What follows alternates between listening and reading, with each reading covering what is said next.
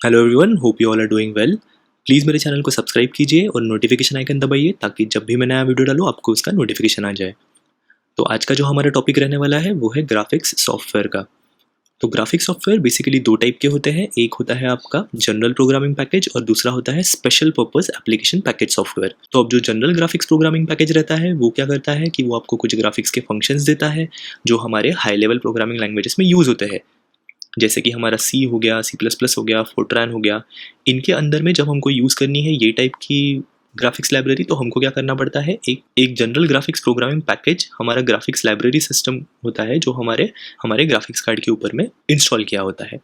अब इसके अंदर में कुछ बेसिक फंक्शंस होते हैं जिनके थ्रू हमारे पिक्चर कंपोनेंट्स बनते हैं। पिक्चर कंपोनेंट्स में हमारे straight lines, polygon, circles and other figures आते हैं।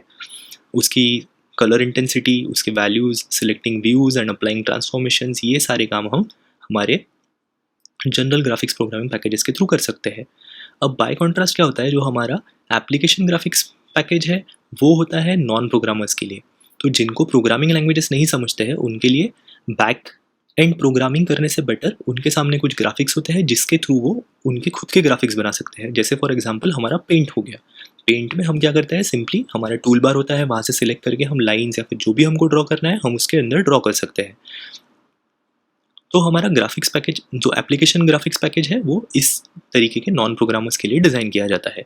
इन्होंने कुछ एग्जांपल्स दिए जो कि है हमारे कैड सिस्टम्स या फिर हमारे मेडिकल के अंदर में या फिर हमारे आर्टिस्ट पेंटिंग प्रोग्राम्स अगर जो होते हैं वो हमारे एप्लीकेशन ग्राफिक्स पैकेज के अंदर आता है। ठीक है। अब जब हम ग्राफिक्स सॉफ्टवेयर की बात कर रहे हैं तो हमको सबसे पहले पढ़ना पड़ेगा कि कोऑर्डिनेट रिप्रेजेंटेशन क्या होता है। मतलब जो हमारे कोऑर्डिनेट्स रहते हैं एक्स, वाई और जेड कोऑर्डिनेट्स, नॉर्मली हमारे ग्राफ थियरी में हमारे स्क्रीन के ऊपर में भी कुछ कोऑर्डिनेट्स होते हैं कि स्क्रीन के ऊपर एक अगर कुछ चीज़ दिख रही है हमको तो वो रियल वर्ल्ड में कैसे दिख रही है और हमारे स्क्रीन के ऊपर कैसे दिख रही है, तो उसको बोलते हैं हम कोऑर्डिनेट रिप्रेजेंटेशंस। तो सबसे पहले हमको क्या करना पड़ता है, सबसे पहले कोई शेप हम डिज़ाइन करते हैं जो हमको स्क्रीन के ऊपर दिखाना है। तो वो शेप्स हमारे हो सकते हैं जैसे हमारे ट्रीज़ है या फिर फर्नीचर्स है। तो हम क्या करेंगे, ये एक एक चीज़ अलग अलग बनाएंगे जिसको हम बोलते हैं मॉडलिंग कोऑर्डिनेट्स। ठीक है, या फिर कभी कभी हम इसको लोकल कोऑर्डिनेट्स भी बोलते हैं और मास्टर कोऑर्डिनेट्स भी बोला जाता है इसको। एक बार ये जो अलग अलग इंडिविजुअल शेप्स बन गए इनको हम एक साथ प्लेस करते हैं पर्टिकुलर जगहों पे, और वो जगह पूरी मतलब एक पूरा सीन बन जाता है जब उसको बोलते हैं हम लोग वर्ल्ड कोऑर्डिनेट्स। यानी सबसे पहले बेसिक सिंगल सिंगल मॉडल्स बनाते हैं, उनको प्लेस करके हम वर्ल्ड कोऑर्डिनेट्स बनाते हैं। अब क्या होता है कि हमारे जो वर्ल्ड कोऑर्डिनेट डिस्क्रिप्शंस है, जो भी सीन हमने बनाई हुई है वो हमारे डिस्प्ले पे डिस्प्ले होने के लिए तैयार हो गए हैं। तो उनको हम बोलते हैं डिवाइस कोऑर्डिनेट्स या फिर स्क्रीन कोऑर्डिनेट्स। जैसे इस केस में इन्होंने जो एग्जांपल दिया है उसके उस केस में वीडियो मॉनिटर के ऊपर में डिस्प्ले करना है हमको। तो हमने 3 स्टेप में देखा, सबसे पहले हम मॉडलिंग कोऑर्डिनेट्स बनाते हैं, एक एक सिंगल अलग अलग चीज़ उसको हम एक सीन में डालते हैं वर्ल्ड कोऑर्डिनेट्स के ऊपर में, और फिर वो एक बार सीन बन गई उसको हमारे स्क्रीन के ऊपर कैसे डालना है वो डिसाइड होता है हमारे डिवाइस कोऑर्डिनेट्स या फिर स्क्रीन कोऑर्डिनेट्स से। ठीक है। जनरली हमारा जो ग्राफिक सिस्टम होता है पहले क्या करता है, हमारे वर्ल्ड कोऑर्डिनेट्स को नॉर्मलाइज डिवाइस कोऑर्डिनेट्स में कन्वर्ट करता है। उससे क्या होता है कि हमारे कोई भी सिस्टम, अब हर मॉनिटर सेम नहीं है, हर डायमेंशन सेम नहीं है मॉनिटर का, कुछ के रिजोल्यूशन अलग है, कुछ के रिजोल्यूशन अलग है, तो इसीलिए आउटपुट डिवाइस अलग अलग भी रह सकता है। हमारा आउटपुट डिवाइस हमारा प्रिंटर भी रह सकता है, प्रिंट करने के लिए हम बना रहे हैं कोई सीन। तो इसीलिए हम क्या करते हैं, हम हमारा जो वर्ल्ड कोऑर्डिनेट्स बने मतलब सीन जो बनी है उसको पहले नॉर्मलाइज्ड डिवाइस कोऑर्डिनेट्स में डालते हैं, और उसके बाद में हम उसको हमारे डिवाइस कोऑर्डिनेट्स में डालते हैं कि कौन सा डिवाइस है उसके ऊपर डिपेंडिंग। तो यहाँ पे एक छोटा सा बताया हुआ है कैसे होता है कि एक्स और वाई एक्सिस जो है पहले मॉडलिंग कोऑर्डिनेट्स मतलब सिंगल सिंगल चीज़ें बनती है, वो ट्रांसफ़र होते हैं एक्स ऑफ वर्ल्ड कोऑर्डिनेट्स में, यानी एक सीन बनता है वो होता है नॉर्मलाइज कोऑर्डिनेट्स में ट्रांसफ़र, और नॉर्मलाइज होने के बाद में फिर आखिरी में आता है तुम्हारा डिवाइस कोऑर्डिनेट्स में। तो ये डिवाइस कोऑर्डिनेट्स हमारे एक्स और वाई जो होता है वो होता है। तो हमारे डिवाइस कोऑर्डिनेट जनरली हमको तो पता ही है कि एक्स और वाई इस पे होता है, 2 डायमेंशनल हमारी स्क्रीन रहती है, 0 0 से चालू होता है और एक्स एक्सिस पे मैक्सिमम और वाई एक्सिस पे मैक्सिमम जो होता है उसके बीच में रहता है। ठीक है।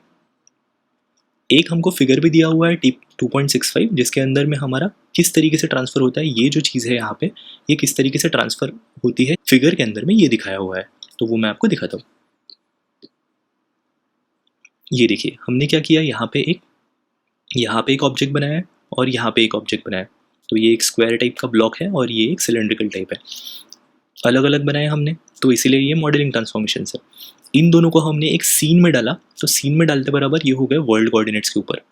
अब ये किस तरीके से डिवाइस के ऊपर दिखने चाहिए ये हमारा नॉर्मलाइज कोऑर्डिनेट्स बताएगा। नॉर्मलाइज कर लिया हमने उसको, अब वो रेडी हो गया किसी भी आउटपुट में जाने के लिए। तो जैसे यहाँ पे वीडियो मॉनिटर या फिर प्लॉटर या फिर अदर आउटपुट डिवाइसेस जो भी है उनके ऊपर जब जाता है तो वो होता है हमारा डिवाइस कोऑर्डिनेट्स।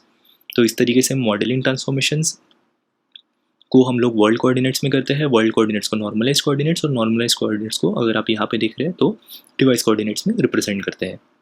ठीक है, अब नेक्स्ट टॉपिक जो है हमारा इसके अंदर वो है ग्राफिक्स फंक्शंस का। अब जो जनरल पर्पस ग्राफिक्स पैकेजेस होते हैं वो यूज़र को प्रोवाइड करते हैं अलग अलग फंक्शन से कि हमारे जो पिक्चर्स होते हैं उनके साथ मॉडिफिकेशंस या फिर मैनिपुलेशंस करने के लिए यूज़ होता है। अब इन रूटीन्स को हम कैटेगराइज कर सकते हैं कि वो आउटपुट के साथ डील कर रहे हैं या फिर इनपुट के साथ डील कर रहे हैं या फिर एट्रीब्यूट्स के साथ डील कर रहे हैं या फिर कुछ इधर उधर मूवमेंट्स हो रही है मतलब ट्रांसफॉर्मेशंस हो रहे हैं, या फिर हमको एक पूरे सीन के अंदर से कुछ स्पेसिफिक पार्ट चाहिए जिसको हम विविंग बोलते हैं, या फिर एक जनरल कंट्रोल करना है हमको। तो अब ये जो हमने चीज़ें यहाँ पे बोली है इनको एक एक देखते हैं कि क्या होते हैं ये। जैसे कि एट्रीब्यूट्स क्या होता है, एट्रीब्यूट्स मतलब हमारे प्रॉपर्टीज़, जो आउटपुट प्रिमिटिव्स है उनकी प्रॉपर्टीज़ होती है। अब एट्रीब्यूट क्या बताता है कि हमारा जो पर्टिकुलर प्रिमिटिव है वो किस तरीके से डिस्प्ले होगा हमारे स्क्रीन के ऊपर, कि हमारा कलर किस तरीके से आएगा, हमारी इंटेंसिटी किस तरीके से आएगी, लाइन का स्टाइल क्या रहेगा, टेक्स्ट का स्टाइल क्या रहेगा, ये हमारा पूरा आता है एट्रीब्यूट्स के अंदर में।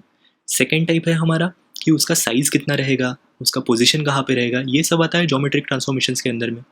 और वैसे ही हमारा मॉडलिंग ट्रांसफॉर्मेशंस कब यूज़ होता है, जब हमारे पास में मॉडलिंग कोऑर्डिनेट्स है उस हिसाब से हमारे ऑब्जेक्ट्स को बनाता है वो।